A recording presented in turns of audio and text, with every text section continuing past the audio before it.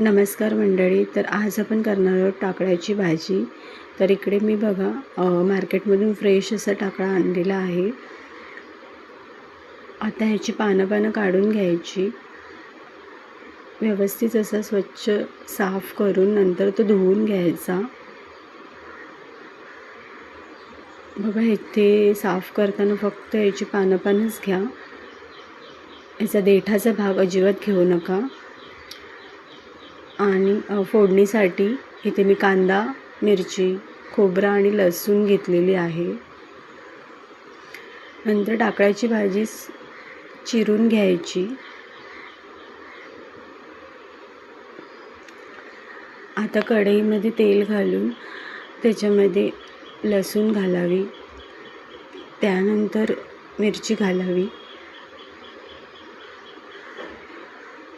त्यानंतर कांदा घालावा.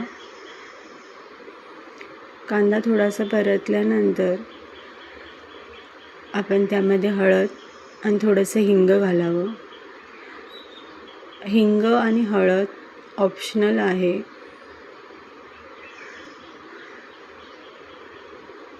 तुम्हाला घालायचं असेल तर तुम्ही घालू शकता. इथे मी हिंग घातलेलं आहे. थोडं परतून घ्यायचं.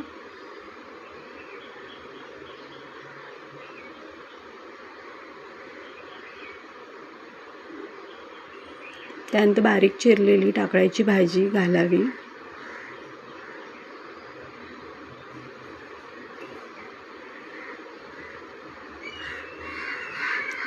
परत एकदा परतून घ्यावं आणि नंतर त्यावर मीठ घालावे.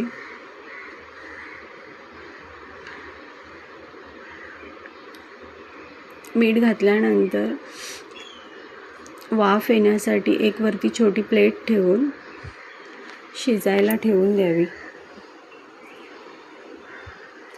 एक 10 मिनिटानंतर ती प्लेट काढून भाजी व्यवस्थित शिजली आहे की नाही ती बघून घ्या. इकडे आपली भाजी रेडी झालेली आहे. खूप सुंदर होते भाजी. काही जण ह्याच्यामध्ये मुगाची डाळ पण घालतात. इथे मी नाही वापरली आहे.